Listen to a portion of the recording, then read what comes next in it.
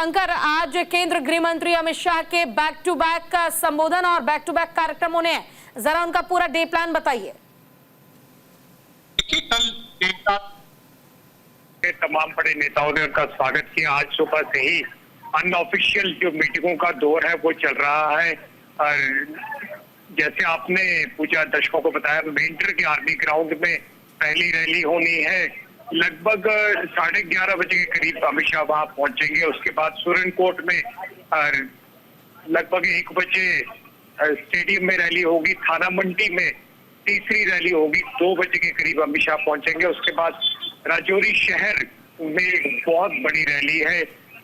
30-40 हजार लोगों की यहाँ पर गैदरिंग हो सकती है। न्यू बस स्टैंड राजौरी में ये रैली है। लगभग 3-3:30 बजे यहाँ पहुंचेंगे और लास्ट में 4:30-5 बजे तक लास्ट रैली जो है वो अखनूर में होनी है और वहां पहुंचेंगे। इसके अलावा आज देर रात भी लगातार मीटिंग्स की दौर चलते रहेंगे। और इस सबके बीच कल जो खुद प्रदेश अध्यक्ष रविंद्र रैना उनके एक बड़ी रैली में पार्टिसिपेट करेंगे।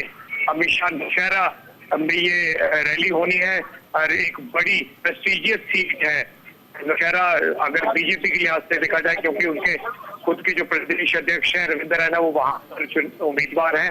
अब आपको ये बताते चले कि इसके अलावा बड़े नेता जम्मू में कल पहुंचेंगे। कल जम्मू शहर में रोड शो करेंगे। जेपी नड्डा, राजनाथ सिंह 3 रैलियों को कल ही जम्मू के अलग अलग राजौरी पहुंच के अलग अलग एरियाज में संबोधित करने वाले हैं। यानी कि हर नुक एंड कॉर्नर को बीजेपी टच करना चाहती है। हर उम्मीदवार के लिए बड़े चेहरे पहुंच रहे हैं। और एक और जो महत्वपूर्ण जानकारी हमारे दर्शकों को बताते चले कि प्रधानमंत्री नरेंद्र मोदी सबसे बड़ी रैली करेंगे 28 तारीख को, जब 3rd फेज का लास्ट कैंपेन होगा। एमए स्टेडियम जम्मू में होगी। 1.5 से 2 लाख लोगों को जुटाने की कोशिश है। यानी कि भारतीय जनता पार्टी कैंपेन कर रही है। वहीं राहुल गांधी का 23 तारीख को श्रीनगर में आने का कार्यक्रम जो है वो बन रहा है। उनकी रैली की डिटेल जो है वो वर्कआउट की जा रही है। आज खुद मल्लिकार्जुन खड़गे जम्मू में रहेंगे और जम्मू में वह पहले प्रेस कॉन्फ्रेंस करेंगे 11:30 बजे। उसके बाद वह छंब में ताराचंद के लिए चुनावी रैली में भाग लेंगे। उमर अब्दुल्ला एक के बाद एक लगातार रैली जो है वो राजौरी पुंछ में कर रहे हैं। खुद फारूक अब्दुल्ला भी हेलीकॉप्टर से फ्लाई करके अलग अलग जगह पे जा रहे हैं। फ्लाई यानी कि पूरी एक चुनावी माहौल जो है वो बना हुआ है। भारतीय जनता पार्टी के लिए बहुत बड़ा स्टेक है जम्मू प्रांत में, क्योंकि 2014 में 25 सीटें ली थी और उस समय 36-37 सीटों में से 25 जीती थी। और अब भारतीय जनता पार्टी को उम्मीद है कि 43 में से कम 30-35 सीटें अगर वो जम्मू प्रांत से लेके आएगी, उसके बाद ही वह कहीं तो क्या दीपांकर, जम्मू प्रांत से जो 30 से 35 सीटों की उम्मीद बीजेपी लगा रही है, ग्राउंड जीरो पर आपको क्या वाकई लगता है कि जहां क्षेत्र पार्टियों का दबदबा इतना ज्यादा हो, कहीं ना कहीं लोगों के मन में डर भी हो, वहां पर बीजेपी जो उम्मीद लगाए बैठी है वो उम्मीद पूरी होगी?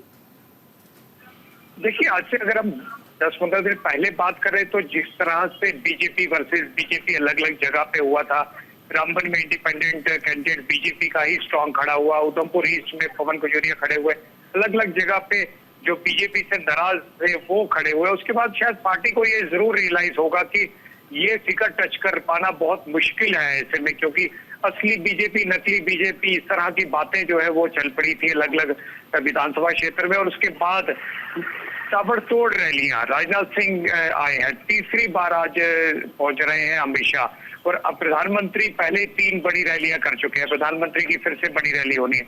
अमित शाह 29 तारीख को भी आ रहे हैं, 4थी बार वो रैलियां जो लास्ट फेज से पहले करेंगे। यानी कि बीजेपी को भी ये लगा कि अगर हमने डैमेज कंट्रोल प्रॉपर्ली नहीं किया तो फिर सिचुएशन जो है वो खराब हो सकती है।